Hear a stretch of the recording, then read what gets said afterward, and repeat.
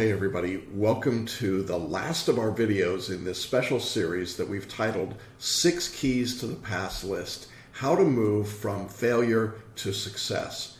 I'm so glad that you're with us today. This is a really important video. It is the last in our series. If you haven't seen the other 5, make sure you do that. But today I think is going to be one that could be really important for you. If you don't know me, my name is Jackson Mumey. I'm the founder of Celebration Bar Review. And for over 30 years, I've been working with people to pass their bar exams, people who are on the fail list and then into the pass list. People all around the world, just like you, from all different walks of life. And so what we've done is to take our experience over those 30 years and we've combined that with a very special report that was done for the New York Bar Examiners by a group called Access Lex Institute. They prepared a study of first and second time bar candidates in a 2-year review of exams given from 2016 through 2018. This study was statistical, but it also included a great deal of focus group information, and it was put together in an 80-page report. Now, we thought that report was so significant that we wanted to break it down and show it to you in small bite-sized pieces. And so that's what we've been doing in this series. We've been looking at 6 reasons why people fail the bar exam. And we've looked at all of these different factors. And now today we're actually looking at the final one, which we call external factors. And we'll dig into what those external factors are. But I'm sure you can imagine there are a lot of things that affect your ability to take the bar exam that have nothing to do with studying the law specifically. Now, along with looking at those 6 reasons for failure, we also looked at 6 keys to the pass list. In other words, what did you need to do to correct those particular problems? And we're going to do the same today in terms of the solutions that we offer at Celebration Bar Review, but other things that you can do to help make sure that you take care of some of these external factors. Okay. Key number 6 then in our series is that you have to manage the outside factors, the stressors. I love this picture of somebody that's meditating in a Zen pose, because that's really, in a sense, what you have to do is to block out all of the distractions and craziness that go with the bar exam and with life while you're trying to study for the bar in order to be successful. Now, the study identified 4 external factors or categories that they thought were particularly important when it came to how to deal with these kinds of problems. And I want to take a look at each one of those in turn, but to just overview for you, the first category was what they described as finances. The second category they describe as employment or unemployment. If you're under or unemployed, what does that do in terms of stress, and does it have any impact on your bar results? The third thing that they looked at was what they described as mindset. These are the feelings of discouragement, failure, guilt, overwhelm, the things that can get in your way when you're trying to study for the bar. And then finally, life events, births, deaths, illness, the things that come at us all the time. How do you manage those factors? So those 4 broad categories were what the report identified, and we want to take a deeper dive into all of them. So the first of these 4 factors that we want to look at has to do with income and with debt. And it's really the combination of the two together that the study found. And it reached some really interesting conclusions. So let's take a look at those. The first conclusion that they found was that for first-time bar takers, individual income was actually not a factor at all. And I thought that was really surprising. As you'll see in a minute, it's different with second-time takers. But for first-time takers, whether you were relatively wealthy or not, whether you had a job and were making good money, or didn't seem to have any difference on whether or not you passed the bar exam. That's good news for most people, is that your income is not a factor in passing the bar. The second finding that was really interesting, however, was that household income as compared to individual income was in fact positively associated with pass rates. In fact, first-time bar takers did better on the exam if they had a higher household income. So interestingly enough, your personal income didn't make much difference, but there was a positive correlation with your household income. So if you're from a wealthier family, apparently you do better on the bar exam. And I don't think that's much of a surprise generally, but it was an interesting way to phrase it. And then the third part of the finding with respect to income and debt was that financial support actually did make a difference while you were in law school.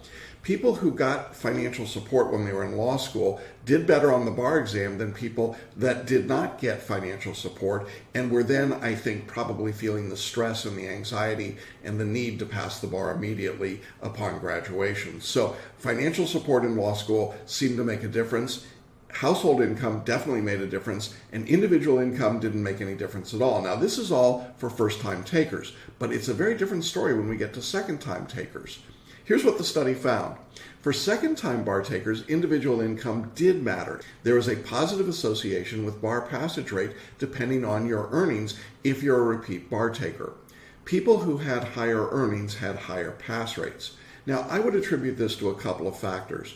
One is, I think you do have some people who are in the practice of law who failed the exam the first time and then got serious and decided to really sit down and study, and they passed the exam.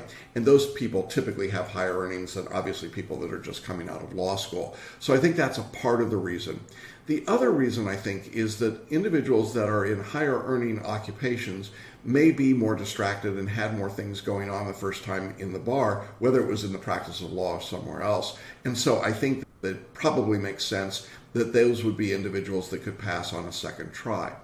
Interestingly enough, the demarcation on this study about what kind of income it took to pass the bar showed that 43% of the people who were repeat bar takers earned more than $50,000 per year. That seemed to be the sweet spot at which $50,000 or more in yearly earnings was enough for an improvement in bar scores. So if you're earning $50,000 a year or more and you're a repeat bar taker, that's good.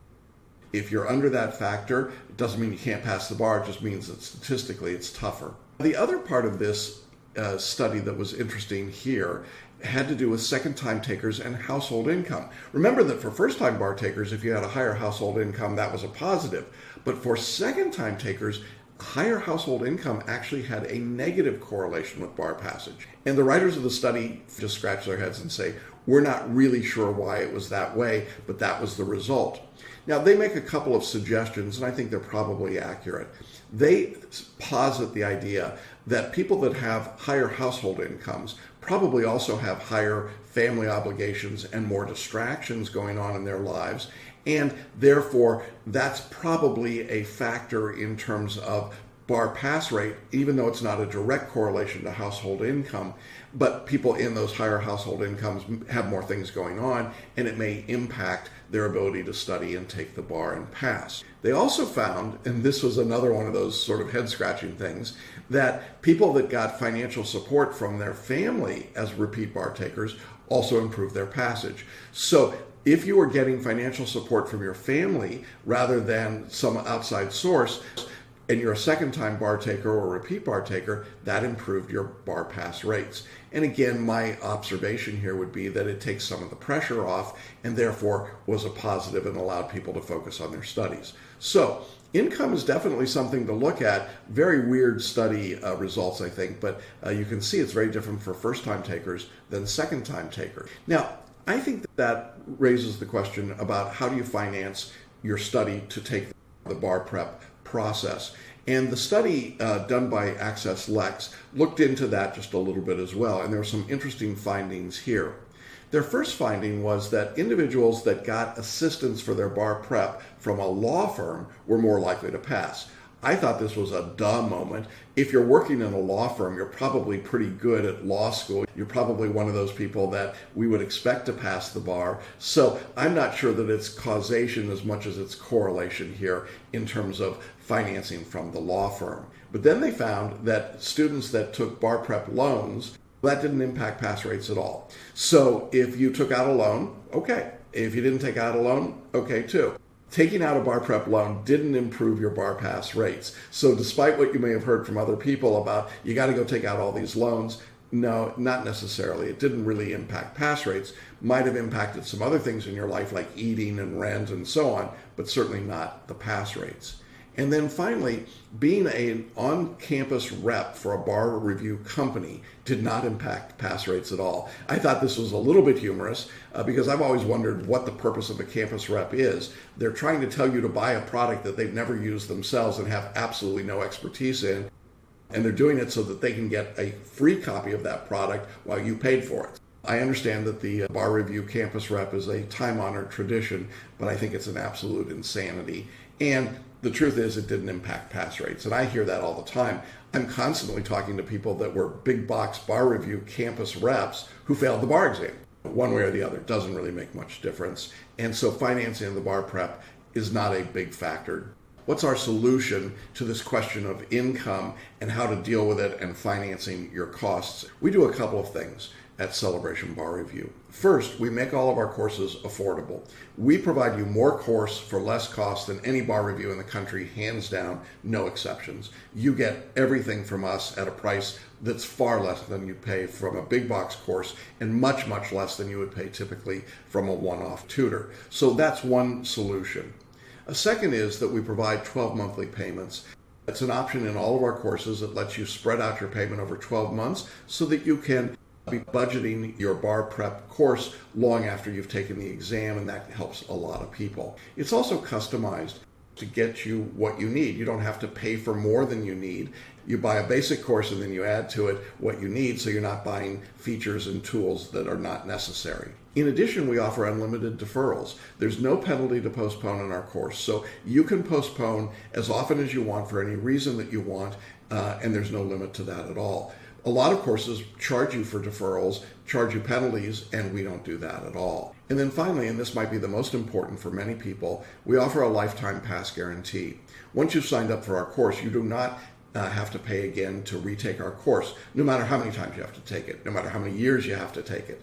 Now, most bar reviews either don't offer a guarantee or it's one time only. In our course, there is no charge, no matter how long it takes you to take it, and you can take time off before coming back to use that guarantee. So our solution to the expense question, I think, is really designed to meet that particular concern. Let's look at our next factor. We're looking at income, but our second factor was employment or unemployment. If you are underemployed or unemployed, does that create extra stress, and what's the impact on studying? The study focused primarily here first on law school debt and then its impact on employment. So let's look at it that way. The first thing that the study discovered was that there was a significant negative impact if you had a lot of law school debt. And stay with me, it's going to impact employment as well. But what they found is that for first-time candidates, 49% of those candidates owed more than $100,000 in law school debt. That's a staggering number to me, but the 17% that owed more than $200,000 is just mind-blowing. So if you're coming out of law school with $100,000 or $200,000 or more in debt, then it has a significant negative impact. And here's why. The pressure and the anxiety to pass the exam before your debt comes due is a real thing. It's what the study writers called non-academic factors, but it's real. And when you've got that short window to study, take the bar exam, pass it, and then start earning money in order to work, if you're under or unemployed, then the pressure really builds. And this is what they discovered. Unemployed applicants during bar prep were less likely to pass.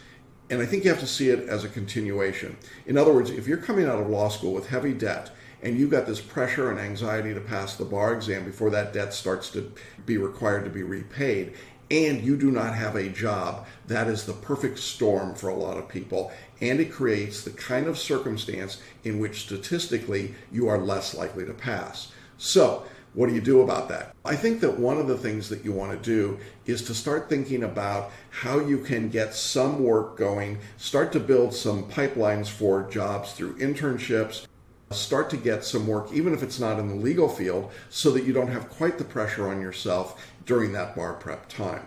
So that's our second of the four categories, and employment clearly makes a difference. Now the third, and I think this is a broader category, but certainly important, is mindset. People have a mindset around studying for the bar and all of the external factors that go with this.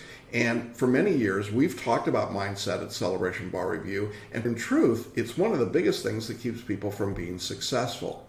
So when the study looked at this question of mindset, they got comments like these. There was a lack of desire. I didn't have the motivation. I didn't have the focus I needed. The study grind was just too much for me. I'm just ambivalent about whether I want to be a lawyer. I don't have any job offers. Things aren't improving.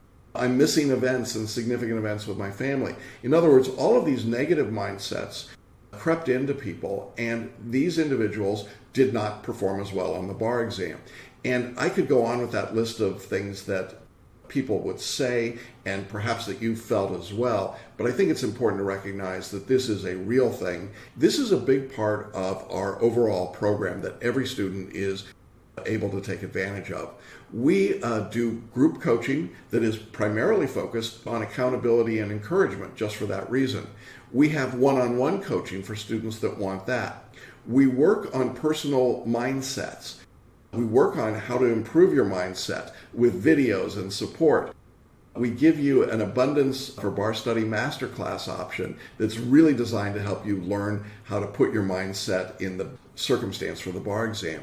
And certainly there's encouragement. We have former students who were unsuccessful on the bar and then passed the exam who do our coaching calls and participate in our private Facebook group and other places. In other words, we don't ignore mindset or presume that it'll just take care of itself, and you shouldn't either. And getting your mindset correct is a big part of how you're successful. And by the way, if you're not familiar with my videos on YouTube, they've got over 1 million views now, and many of them are focused specifically on mindset and how to improve your mindset for the bar exam. So I encourage you to check those out. All right. We're looking at these factors. We had finances, unemployment or employment. We had mindset. And then the fourth factor that the study found had to do with what they called life events, the things that come along like births, deaths, and illness. And they identified some events that they said were significant and impacted pass rates. Birth of a child. Yeah, I think so, on a lot of levels. That's a big one, and that's a significant event. And of course, you got a lot of people who are at childbearing age coming out of law school, and so it's a very common event to have a woman who is pregnant or has just had a child or is about to have a child right after, or in some cases even during the bar exam. Another big significant life event is the loss of a home. And depending on the financial circumstances, certainly this has an impact. We see this during the COVID-19 period, that there were people that lost their homes financially. The rent moratorium helped a lot of people keep their home. But for those who lose a home, it is a significant life event. Obviously, divorce or relationship breakups are a big thing. And when they happen, they shouldn't be dismissed as being insignificant. They are huge, and they make a big difference in bar pass rate as well. The next factor was a death in the family, and this was something that the study found. We see it far too frequently, and certainly over the past couple of years with COVID, we saw a lot of it, unfortunately. But a death in the family is a significant life event that can cause a lot of people to get derailed, lose track, lose focus in their study, or not even take the exam. And then the final factor was personal illness. And there's a lot of personal illness, even in a normal year. There's a lot of stress and anxiety. People don't take care of themselves physically, and they get sick. If you add the pandemic to that, it obviously made a massive difference, and a fair number of people did get ill while they were studying for the bar exam. So all of those life events the study found, though they couldn't quantify them because there weren't enough data points, I think, they said all of those events actually impacted bar pass rates. So if you've had to deal with any or all of those, don't be hard on yourself. They are real factors, and they make a difference. Now, I want to talk next about how we at Celebration Bar Review try to help you respond to those kinds of significant life events, whatever they might be. And we've got a fairly sophisticated approach to working with this. First is we provide a lot of emotional support, both in group coaching, one-on-one coaching, in our private Facebook group, and through our email correspondence with students. We are very much tuned in to the emotional needs of the student, and we work very hard to provide you the emotional support you need so you don't feel isolated, which I think is something that a lot of bar takers express. We also provide a lot of practical tips, how to deal with the day-to-day challenges that come up. And we do that, as I said, through our videos, through our emails, through our Facebook group, through our group coaching, through our live weekly Q&A webinar. Now, I mentioned our private Facebook group. This is an incredible resource. We've got hundreds and hundreds of people in that group, but we've also got past successful students of ours who stay in the group to offer their guidance and mentorship and assistance, and it's invaluable. And that private Facebook group is a great place to connect and to have the support. I also mentioned that we do weekly webinars. My senior staff gathers with me. We answer student questions. Many of those questions have to do with significant life events and how to balance the work-life studies. So it's a part of our service. And then we do emails for our students. As we get closer to the bar exam, we do a weekly series of countdown emails and then a daily series in the last month. And these emails focus very often on the life events that come up that can derail you while you're studying, as well as the substantive work that you have to do. So I think you can see there are a lot of ways that a good bar review can help you through those significant life events. Now, does that happen in every bar review company? No, clearly not. The large companies simply don't have the interest, or they don't have the ability to scale this kind of service and support. So I think there's some advantage for a repeat bar taker in being a smaller, more personalized course. That's what we've been looking at. We had 6 keys to passing the bar: the need for more time, better quality of your time, better time management on the exam, positive experiences in life, a better legal education, and now life factors. If you've been through all of the videos, congratulations, you've completed the series. What's next? We invite you to visit our website at celebrationbarreview.com for lots more information about how we can help you make the next bar exam your last bar exam. So please check out our website. While you're on the website, you can register and request our free ebook. It's titled How to Study for the Bar Exam. It's been used by thousands and thousands of successful bar students. It's really designed to give you some practical tips and some strategies for studying for the bar, and it's our gift to you. And then finally, if you'd like to chat with me about your bar studies specifically, you can find on our website the page for a free consultation. It's a 20-minute Zoom video call with me, and it's an opportunity to talk about your studies and how we might be able to help you, and we invite you to take advantage of that. I want to thank all of you for being with us today and being with us throughout this entire series. It's been really a great experience to record these videos. I've already gotten lots of feedback on the earlier videos that's been very positive. And so I encourage you to watch the entire series and let us know what's been important and helpful for you. And of course, we want to wish you the best of luck on your bar exam. If you're a first-time taker, great. Go get it one and done. But if you're a repeat bar taker, we hope you'll consider Celebration Bar Review. We're confident that we can help you pass your bar exam, that we can help you manage these 6 factors. And with that, I'm going to sign off, and we'll see you inside the website. Bye-bye, everybody.